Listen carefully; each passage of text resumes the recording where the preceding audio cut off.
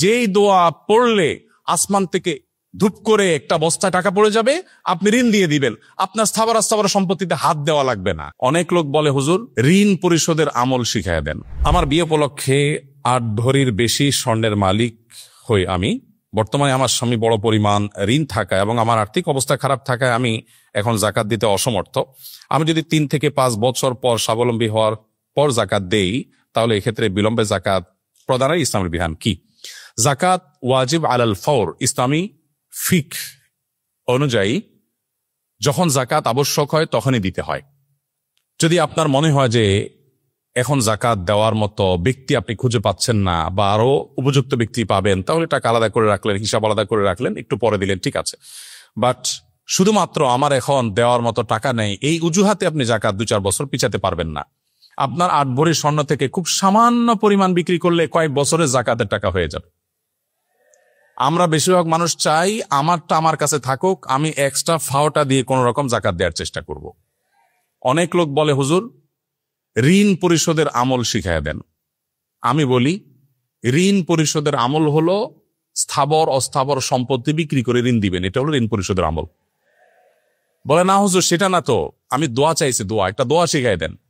তাই আমি বলছি, আমি বুঝছি আপনি চাচ্ছেন আমি এমন কোন দোয়া শিখাই দিই যেই দোয়া পড়লে আসমান থেকে ধূপ করে একটা বস্তায় টাকা পড়ে যাবে, আপনি ঋণ দিয়ে দিবেন, আপনার স্থাবর সম্পত্তিতে হাত দেওয়া লাগবে না। আপনি সেই দোয়া চাচ্ছেন। মুহাম্মদ সাল্লাল্লাহু আলাইহি ওয়াসাল্লাম সেটা আমাদেরকে শেখান নাই। তিনি শিখিয়েছেন আমি ঋণগ্রস্ত, আমার সর্বশেষ সম্বল বিক্রি করে তারপরে যখন আমি পারছি না তখন আমি আল্লাহর কাছে, তার আগে এবং তখন আল্লাহর কাছে হাত পাতবো। কিন্তু আমরা চাই আমার সব ঠিকঠাক থাকুক, আমি ফাওটা দিয়ে কোন রকম জাকাত দেই বা ঋণ দেই। এটা মুসলিম সুলভ চিন্তাধারা বা মানসিকতা নয়।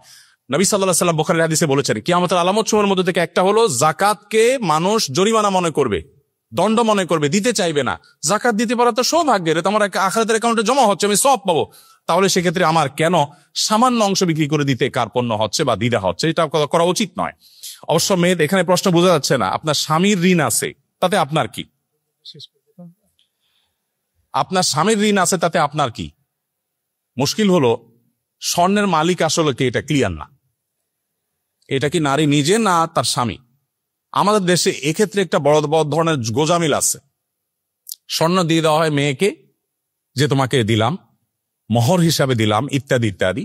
এরপরে যখন আবার তার ইটালির ভিসা চলে আসে তখন বলে স্বর্ণগুলা দাও, বিক্রি করে ইটালি যাব। কত স্বর্ণ হয়ে যাবে? স্বর্ণের মালিক যদি তিনি হন তাহলে আপনি কিভাবে চান? আপনি একটা দরখাস্ত লিখতে পারেন, বরাবর মাননীয় স্ত্রী বিষয় ঋণ মঞ্জুরের আবেদন, জনাবা যথাবিহিত সম্মান প্রদর্শন পূর্বক নিবেদন, এই যে আমি অধম, ঋণগ্রস্ত, গরিব,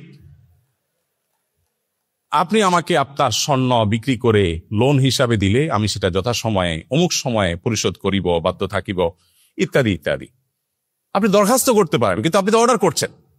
তা আসলে স্বর্ণ কি আপনি তাকে দিয়ে দিয়েছেন? যদি দিয়ে থাকেন জাকাত তাকেই দিতে হবে, কিন্তু আপনি দিচ্ছেন আবার মন মতো আপনি নিচ্ছেন। আর দেওয়ার পরে তিনি যদি এটা তার মন মতো মানুষকে দিয়ে দেয় তাহলে আপনি তাকে প্রশ্নের মুখোমুখি করছেন। তার মানে বিষয়টা ক্লিয়ার না, এটা ক্লিয়ার করা উচিত।